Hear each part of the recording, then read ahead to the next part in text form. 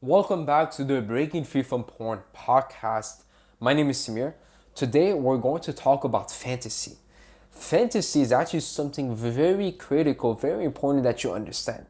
A lot of people they think that they watch porn because of the dopamine, or for example, they attribute the reason as to why they watch porn, or they blame that porn hijacks their brain. And it's all of these pleasure chemicals, which sounds scientific, and it sounds like okay, this is actually what's going on. Like it's a good explanation, basically. And whilst there's some truth to it, that it's not the whole picture, it's not the whole story.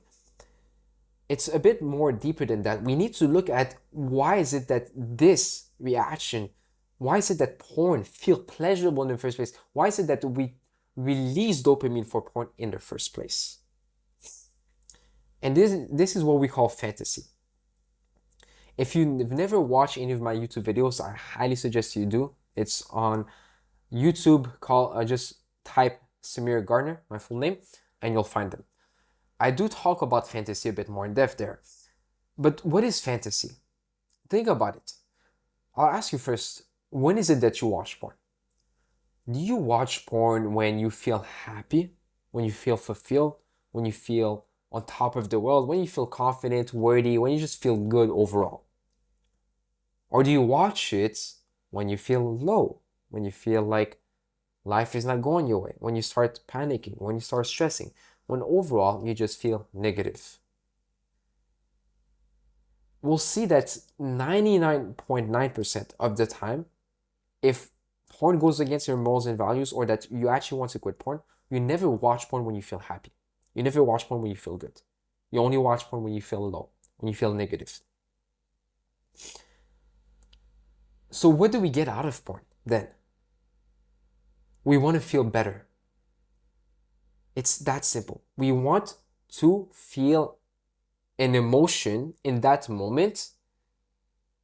And that emotion, this is, by the way, this is just how fantasy works. It's super simple. We want to feel a certain emotion that we feel like we're lacking at that moment. That's it. Sure, we can go more in depth. That's what I do with my coaching students, understanding the real root cause behind that. Why is it that we want that emotion, or and other things related to that? But for this podcast, let me explain how fantasy works so you can actually work on it. So think about it like this. You've grown up in a society, in an environment that has told you repetitively across different medias, across different outlets, that if you are in a relationship, if you get married, if you are attractive to the opposite gender, you essentially won at life. You're valuable. You're worthy. We don't say these things explicitly. Like, we don't say, oh yeah, you're valuable if you can. Some people say that. Like, for example, the red pill movement nowadays, the red pill movement will say, well, the man that can sleep with as many women as he can, then he's more valuable. And because of things like, for example, music, think about it. What is the music we listen to nowadays? I haven't listened to music in a while, actually. Over 2 years, I believe, maybe 3. And I know that the music nowadays that people listen to, it often, because I used to listen to it back then, it often talks about, especially we're talking about rap, how they are flexing, meaning they are showing that they have something of value, which is sleeping with women. They're able to attract women, as many women as they can.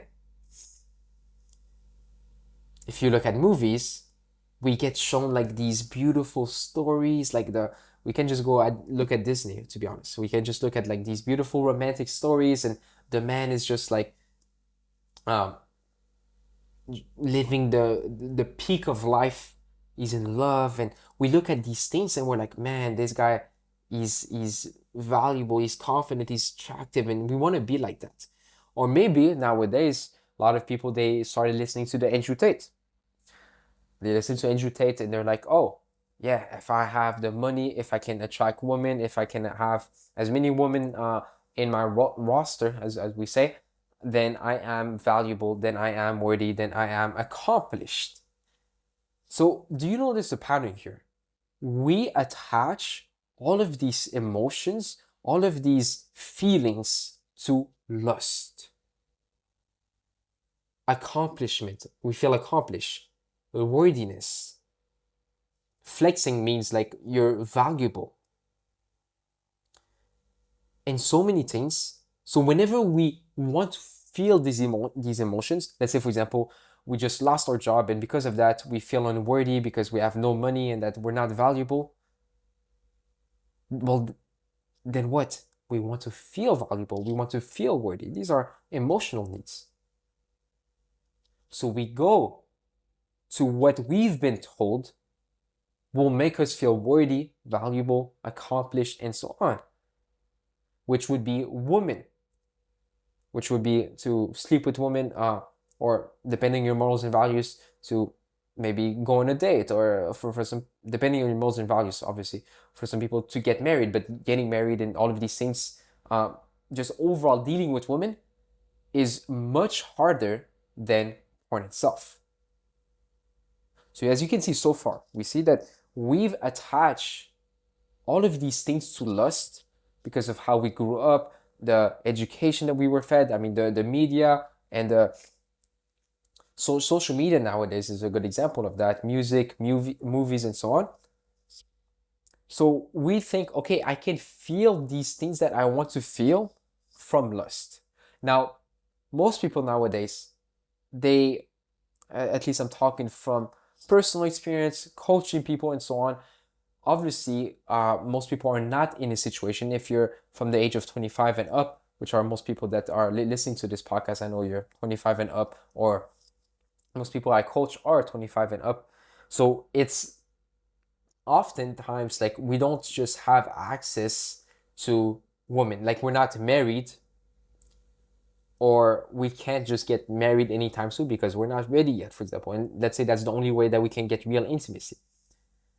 So what happens is we go to porn. Now we don't go to porn just because, yeah, porn is a substitute. We know it's not the same thing as if like you were getting in a real marriage and there's love and this and that.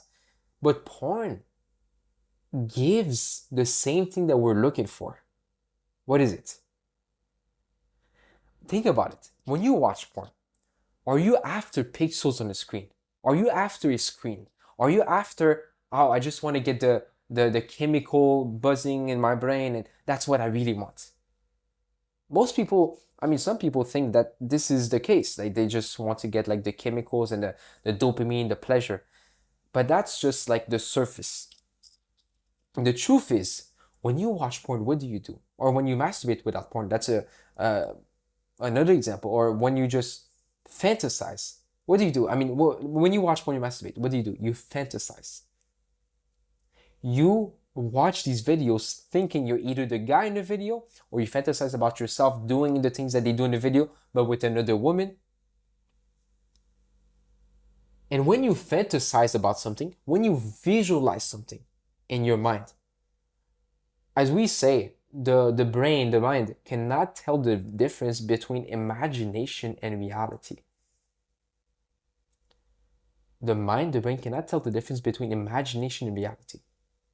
So if you visualize yourself having intimacy with a woman, you're going to feel as if you were having intimacy, even though you're not. Now, it's important you understand this because you get what we call the emotional needs out of it. We get the emotional needs in a sense of you get to feel in that moment worthy, valuable, maybe loved, maybe accomplished, because you're visualizing yourself doing these things. It's like, if I don't know if you guys do this, but I do this sometimes with, for example, my vision, like the goals I have in life. I visualize myself accomplishing them, and I feel so confident, and I just feel so good. And so what happens is you're there, and you feel as if you accomplished these goals even though you did nothing at all whatsoever.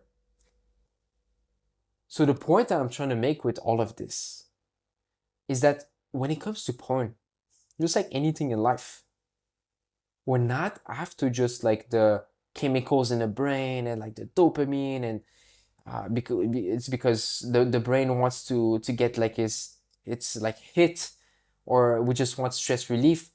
We want to feel something that in that moment we're trying to feel.